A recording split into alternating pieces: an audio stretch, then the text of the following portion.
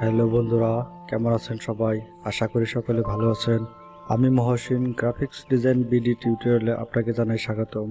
আজকে আমি আপনাদেরকে দেখাবো কিভাবে অ্যাডোব ইলাস্ট্রেটরের সাহায্যে এই ধরনের সার্কেল লোগো ডিজাইন করা যায়।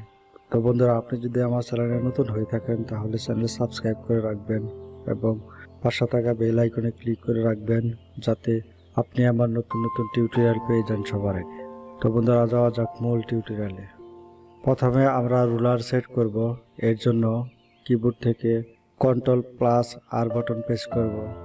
মাউসের সাহায্যে বাম থেকে টেনে এবং উপর থেকে টেনে দুইটি রুলার সেট করে নিলাম। রুলার দুইটি সিলেক্ট করে এখান থেকে হরিজন্টাল অ্যালাইন সেন্টার এবং ভার্টিক্যাল অ্যালাইন সেন্টারে ক্লিক করলে রুলার সেন্টার পয়েন্টে চলে আসবে। টুলবার অপশন থেকে ইলিপস টুল নিয়ে এরকম একটি ইলিপস ড্র করলাম। কালার অপশন থেকে এর ফিল কালার নান করলাম এবং এর স্ট্রোক সাইজ 2 পিটি দিলাম। এর স্ট্রোক কালার ব্ল্যাক দিলাম। সিলেকশন টুলের সাহায্যে সিলেক্ট করে অ্যালাইন অপশন থেকে হরিজন্টাল অ্যালাইন সেন্টার এবং ভার্টিক্যাল অ্যালাইন সেন্টারে ক্লিক করলে অবজেক্ট সেন্টারে নিয়ে আসলাম। কিবোর্ড থেকে রোটেট টুলের উপর ডাবল ক্লিক করলে রোটেট অপশন পাওয়া যাবে। এখানে রোটেট অপশনে অ্যাঙ্গেল 120 টাইপ করে প্রিভিউ চেক করে কপিতে ক্লিক করলাম। আরও একটি অবজেক্ট কপি করার জন্য কিবোর্ড থেকে Ctrl+G প্রেস করে কপি করে নিলাম। আবার টুলবার অপশন থেকে ইলিপস টুল নিলাম।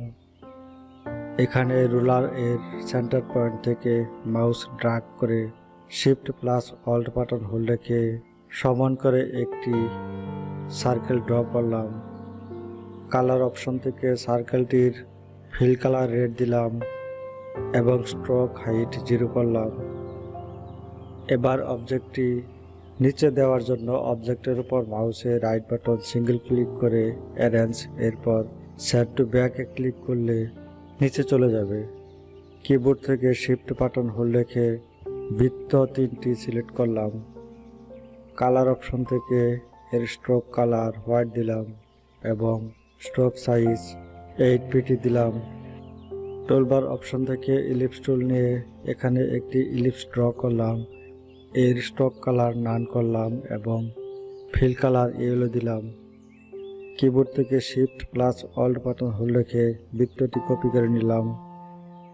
আবার এই বৃত্তটি মুভ করে কিবোর্ড থেকে Alt বাটন হোল্ড রেখে এই পয়েন্টে বসিয়ে দিয়ে কপি করে নিলাম। মাউসের সাহায্যে বৃত্তটি নিচে মুভ করে Shift+Alt বাটন হোল্ড রেখে কপি করলাম। এখন ব্যাকগ্রাউন্ডটি সিলেক্ট থাকা অবস্থায় এর স্ট্রোক কালার ব্ল্যাক দিলাম এবং স্ট্রোক সাইজ 2 পিটি দিলাম। তো এভাবে আমরা সহজেই একটি সার্কেল লোগো ডিজাইন করে নিতে পারি। তো বন্ধুরা, আমার টিউটোরিয়াল যদি ভালো লাগে তাহলে ভিডিও লাইক করবেন। টিউটোরিয়াল বুঝতে যদি কোনো সমস্যা হয় কমেন্ট বক্সে কমেন্ট করে জানাবেন। ভিডিও বন্ধুদের সাথে শেয়ার করবেন। আমার পরবর্তী টিউটোরিয়াল দেখার আমন্ত্রণ রইল। ধন্যবাদ সবাইকে।